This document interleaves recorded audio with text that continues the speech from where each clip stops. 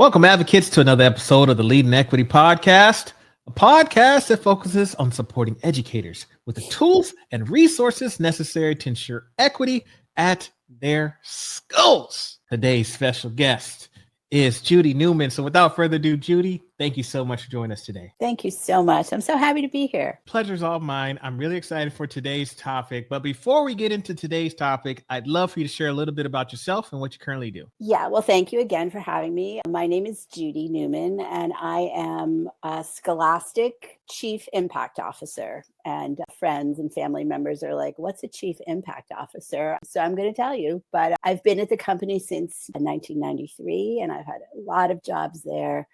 The biggest one was running the book clubs division, where the kids choose the books through their classroom teachers and they get books that they love to read for fun. And so now I am taking that work and that history and everything I know about that and trying to make sure that all kids, particularly kids who live in marginalized communities or live in poverty, who do not have access to choose and own their own books, are able to do that. All right. Well, good. I'm excited for today because I've been thinking, and I got excited when I came across this topic and was introduced to you because I have a 12-year-old son and I can't get him to voluntarily read. Okay. Now, when he was younger, we used to throw all kind of books at him. He would read books, but nowadays all I see him on is on his device.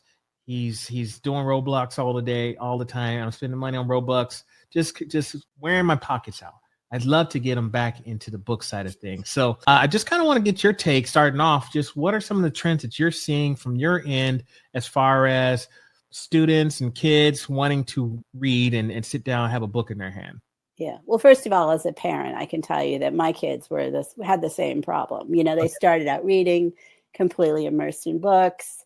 And then, really when they hit sort of middle school, like that 12-year-old, and you got a lot on your mind when you're 12 years old, from your own experience. And so they'll come back to it. I bet he'll be back to it a little bit later on. So keep the faith. But I think that there's a lot of challenges. I mean, people say kids don't read, they do screens, they go to digital, of course. And we have, statistics that say that something like, 30% or very few, 14% of kids are reading for fun, for recreation, just to have a good time.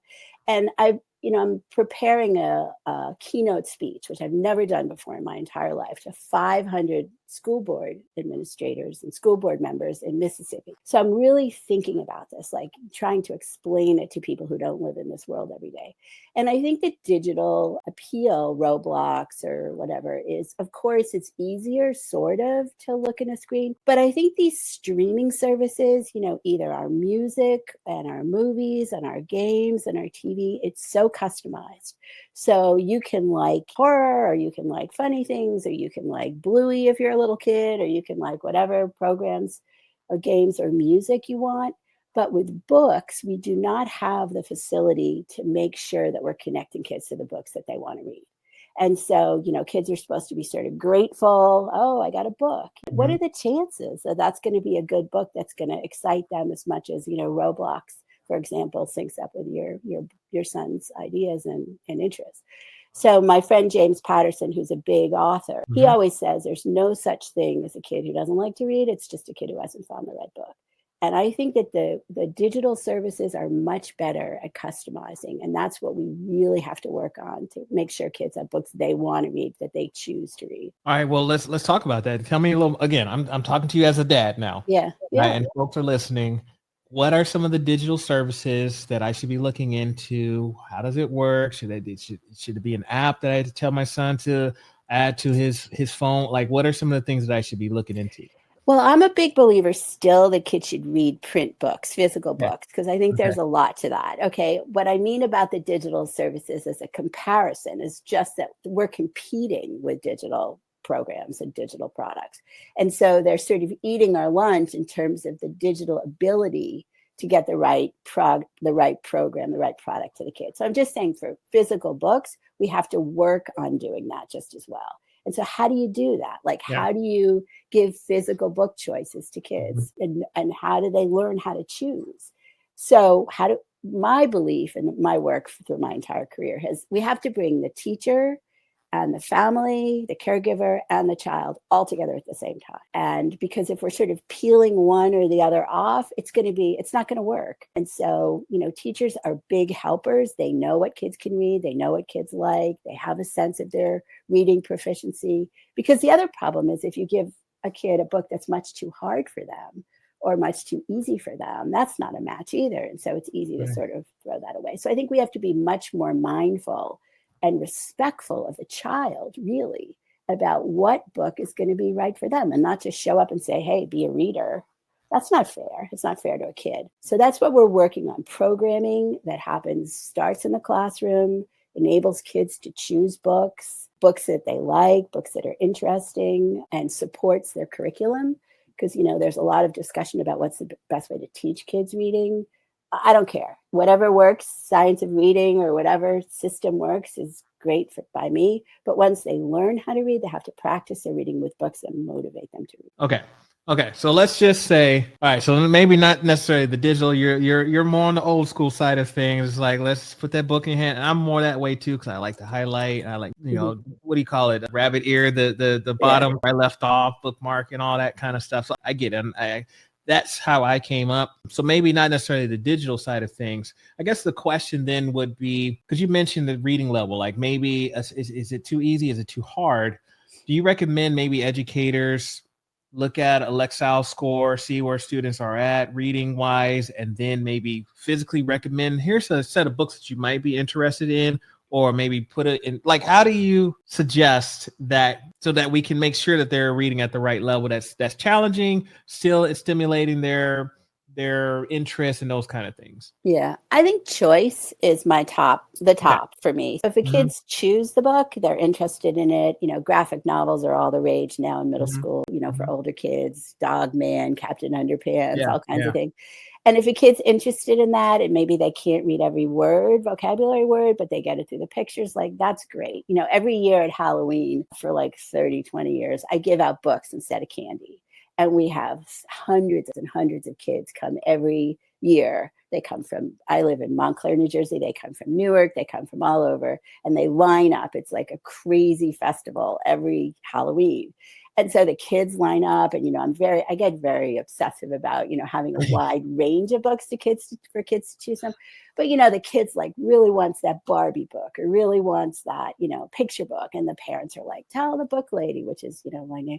They call you the book lady? Yeah, they call me the book lady. Tell the book lady that you read at a higher grade level. I'm like, oh, please, stop. Let the kid choose the book that they are going to be motivated to read, that they can take home, that they can put on their shelf, that they can be proud of. It's not a competition, and you're not impressing me. So I think choice and interest and, what we do not have in the publishing industry is enough nonfiction, particularly, for all kinds of readers, but, historically for boys. We need a lot of nonfiction. And we have a series that we created called Who Would Win, which are all over the schools. You probably have them in your own school. And they pit, they are competitions between, a great white whale, great white shark, and a hammerhead shark. And there's facts in there, and the kids learn to make their decisions. And so very highly illustrated. So nonfiction is a very important way for kids to get acclimated to books and things that they're interested in. So we just have to focus on let the kids pick. I mean, you yourself, you don't want to read a book that someone's forcing you to read. Okay. You're not interested in. So why should kids be different? So I say, let's respect the choice. And we know from so much data, the Scholastic Kids and Family Reading Report and all this other data, that when kids choose, those are the books they read. Okay. All right. So fair enough. I'm not an ELA teacher, so this is good stuff. Well, I could tell you when my son was 12, we couldn't get him to read either. So we just kept, he fishes, he's a fly fisherman. And so we just kept finding books. There was a great book called Joe and Me about a fly fisherman. And we just put it on, he went in there and then he started to build it back up. So anyway. So it's okay. So I like the idea of choice. So say, let the kids choose what they want. However, I would assume that part of our job would be to put those books in front of them. Yes. Maybe carefully curating a selection, different genres, different characters, whatever, like you said, nonfiction, fiction, those kind of things, putting that in front of them. So do you recommend at all levels, K-12, early childhood, whatever, that we have an area where there's books outside of just the school library? Yes, yes, yes, and yes. I mean, what we're doing right now is we're launching a program called the United States of Readers, which is essentially those flyers, you got as a kid. And they're filled with books that are, as you say, curated by grade, by age, they look like this. And they're the best books. And of course, you need expert editorial curation in order for books to make sense to kids.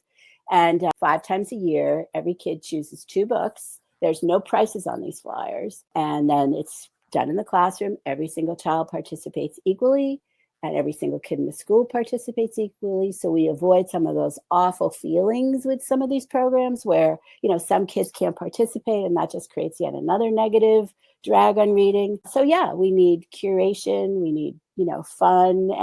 Anybody who's bringing together a collection for people to choose, it's got to be the fun new stuff and the old classics and all kinds of genre, to your point, and reading levels, and without price in the mix and with everybody included, completely inclusive, then you have a wonderful experience. And the teachers feel good because, you're a principal. I mean, teachers use a lot of their own household money to buy books for their kids, to play, for supplies for their classroom, which is like ridiculous. So this takes the pressure off the teachers. They also get 25 books for their classroom library in this program.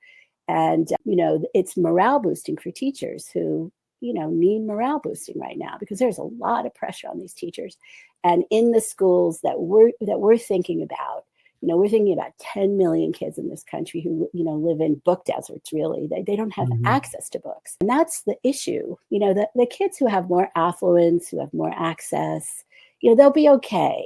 They might not be interesting people to talk to, but they'll be okay because they'll have other supports in their life. Yeah. But if you can't read and you're in a very low supported community, you're screwed, frankly. And that's not okay. So it's called say it one more time. Yeah, the United States of Readers. Okay. United States. Is that available for just North America? No, Is it international?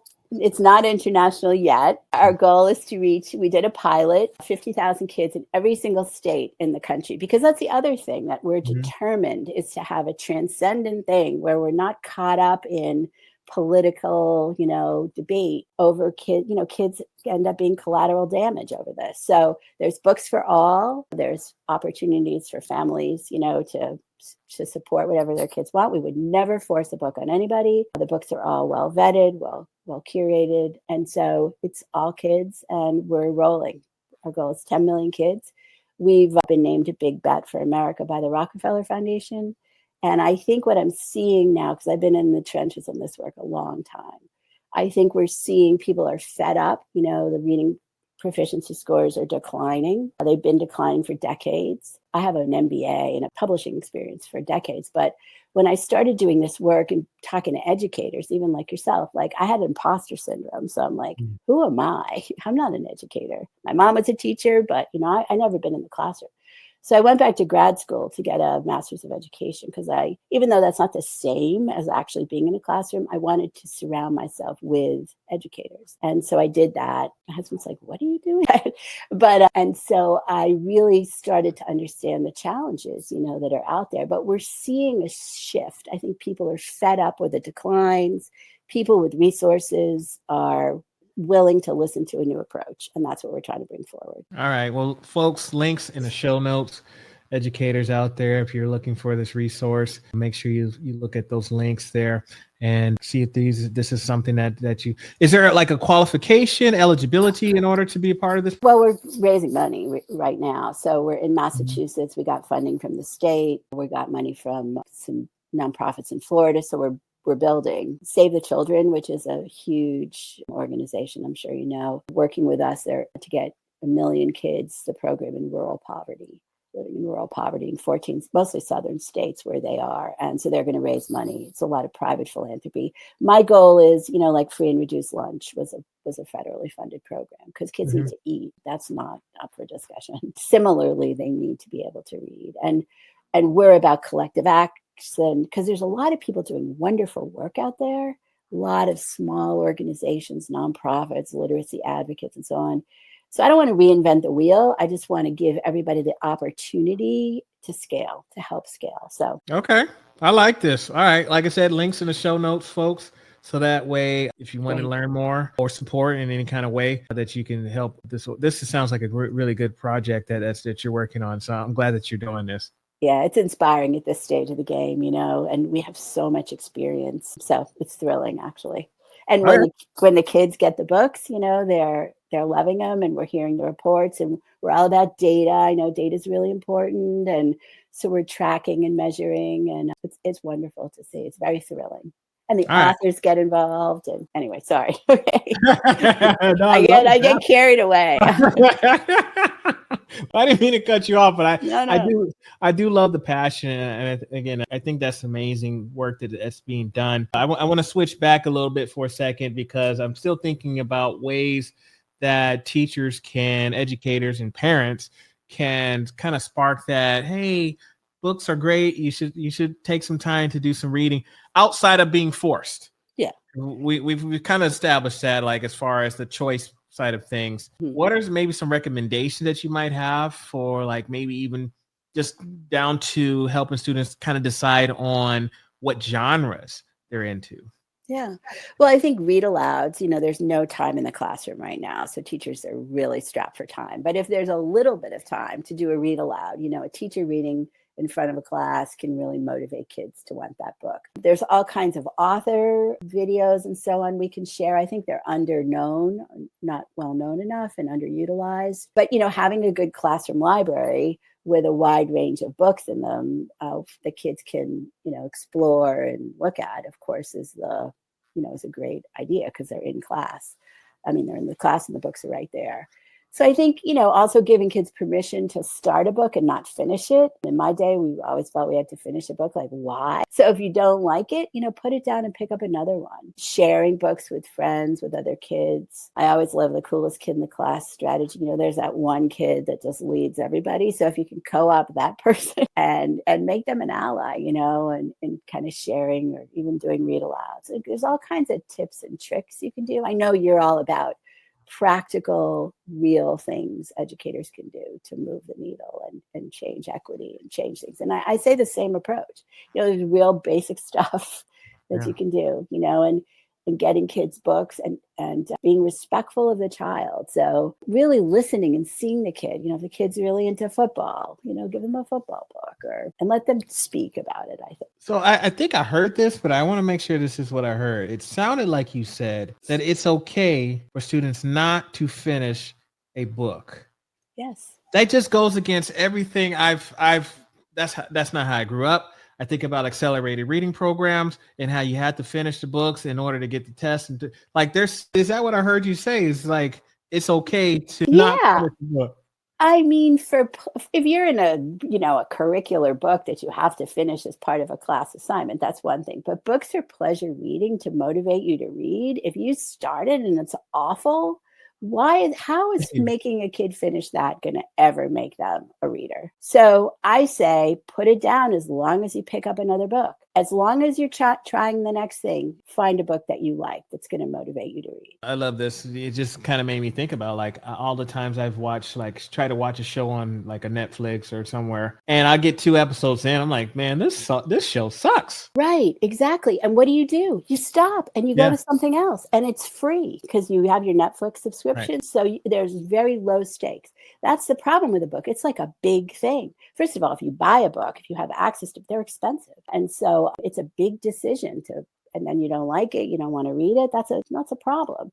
So Netflix, music, Spotify, whatever your music, you listen, exactly what you're saying. You listen to something, you don't like it, you go to something else. We need to create that same comfort, that same facility with reading. Okay. Yeah. It makes sense.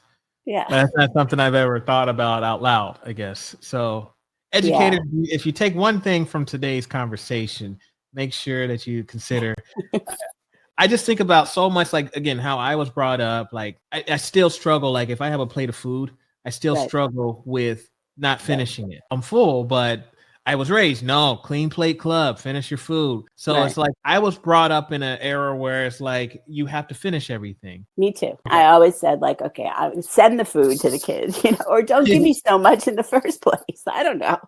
No, but it's not. Yeah, I mean, reading is hard. We have to think about it differently. Otherwise, we're just going to keep failing. And I don't know if you're going to ask me this question, but I want to answer it. So Go I'll ahead. jump in on myself. But, we have to be realistic about what caregivers and families can do to support their kids' literacy. I mean, we sit in these conference rooms and we create parent materials, going on nature walks with I've never in my entire life gone on a nature walk about literacy. Like, what does that mean? Now, sometimes they have these new story walks for little kids, which is great. But, parent materials, and I'm looking at them really carefully. They're very complicated. There's a lot of text. If you're a family who isn't, comfortable with literacy yourself, maybe it's not, English isn't your first language, or potentially you're not even literate in your own language. You may have a confusing feeling about teachers in schools because of your own experience. We hear this a lot.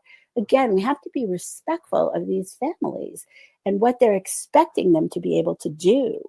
And if you're giving a book and you're saying, read with your child, and, that's not comfortable, that's not going to work. And it's going to make everyone feel bad. And I think, I have a lot of psychology people in my family, and you can see the psychology of how a kid would sort of shun that if it's going to make the parents or family members feel bad. So I think we have to be hyper respectful of what caregivers can actually contribute to literacy, and create books that they can read, that they feel comfortable, or pictures, they can fake it, that they're not going to feel awful about it. And I'm on a crusade for that, because I'm looking at these parent materials and it's like not let alone time and all that stuff. But if we can make the child and the caregiver sit down together, it's got to be a happy, positive experience, not something drudgery and scary. I love this. Okay, let's switch gears another term, because one of the things I heard you mention early on is the importance of diversity in books. And I think,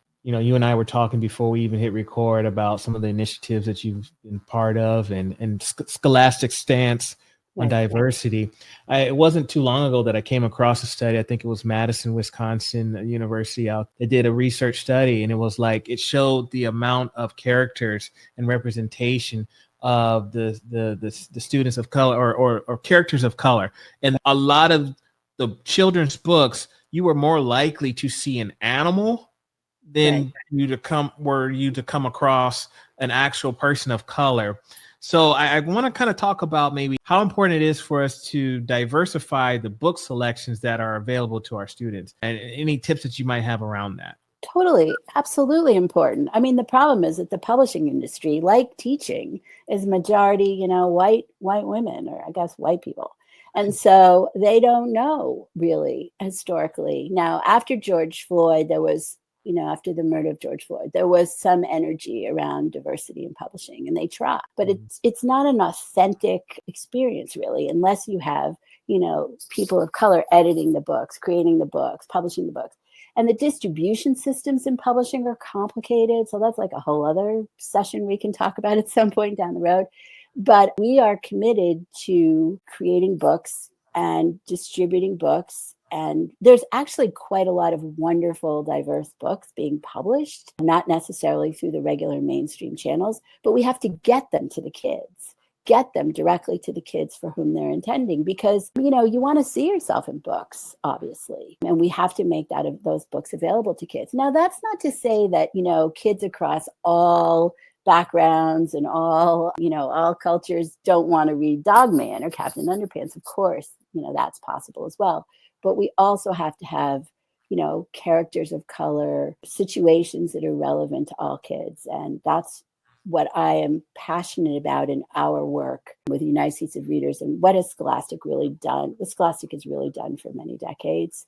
And the other thing is, I mean, to be honest, it's Sunday, so, we're comfortable here. I mean, white people are afraid to have these conversations, and they're not sure what's the right language. Are they going to say something stupid? And that's it. You never get anywhere unless you break through that. And going back to grad school with people who are, younger than my children, it was very eye-opening, because it's, it forces you to really listen and be in the conversation in a different way than my experience. And I think we talked about also a little bit earlier, we formed a diversity council, inclusion council at Scholastic. Being with my colleagues of color really help me understand, how these conversations have to happen without fear of, without embarrassment or whatever people are worried about, to move it forward. So you'll see in the background, I have this beautiful piece of artwork by Kadir Nelson, who is an incredible illustrator. And, there's so many wonderful books that need to be published and need to be distributed better. Would you say that we need more, I don't know, illustrators and authors of color as well? Is that something that you're seeing? Yes, of course. Yes. I think they're there. I think authors and illustrators are out there. It's just getting into the mainstream publishing mechanisms for distribution. Of course, now there's self-publishing and, you can get it out a little bit more. I mean, it's a problem in general in publishing that, we have to find ways to get stuff, bigger than just the bestsellers out there. But I think we have to work on the distribution and the marketing as much as we do about what we're publishing. That makes sense. There's a lot of wonderful creators out there. So overall, from today's conversation, I'm hearing, one, we need to be able to give students choice. Yes. When it comes to book selection. Yes, we can kind of encourage, but it should not be necessarily a forced thing. I also heard that it's okay for a student to not finish a book and see, hey, you know what? This doesn't work for me. Let's try another book. Still encourage them to read those books. And then also it's important for us to be intentional with our efforts with diversifying the book selections that are available. I think sometimes what happens is, we tend to look at books that we might be interested in. And so those are some of or maybe those are the books that we read when we were kids or our children read as a kid. Right. And we miss some opportunities to really dig into what other authors or what other book genres, things like that are available that might speak more to our demographics within our classroom. So those are some of my key takeaways. Are there any other areas that we haven't touched on that you want to bring up to this conversation? Yeah. And just to be clear, I think you don't have to finish a book, but as you said, you got to get another one. You got to keep going. So reading isn't optional, but what you're reading should not be forced. I think we have to be really creative and inspiring kids and caregivers and families and teachers to be excited about reading. So, role models are an option. I know there was this story in USA Today because, there was a football player, AJ Brown. I'm not a big football fan, but reading on the side, and that went viral. And I think that's inspiring for kids and people to see that, a major football player, a receiver can read. What I took away from that story was a little bit different, actually. It felt to me that he was reading, it was, to read about excellence, whatever that book was about, but it was also like a go-to kind of a comfort or a go-to kind of resource for him to activate. And that's a huge part of books. If you're dealing with something, if you're upset about something, wondering about something, curious about something, if your pet dies or, more difficult, books are really good ways to engage and immerse yourself and get insight to stuff you're going through. So I think role models are huge. Obviously, sports figures can be amazing role models. AJ Brown, we recently just did a partnership with Caitlin Clark's foundation. She's a WNBA basketball person. Amazing commitment to kids. And we want to work with other athletes across all kinds of ways to get to kids to demystify reading, to make it fun and show by example. All right. Well, I have learned a lot today, Judy, and I really appreciate your time. I'd love for you to take us home with any final words of advice you want to provide to our listeners. Yeah, I just think let's all work together to demystify books. And it doesn't have to be a rarefied thing, off in the library or off, it's not the purview of experts, literacy experts necessarily. It should be just as popular and accessible and relatable and really customizable as all the other media that kids are consuming. As we said, movies or TVs or games or songs, music.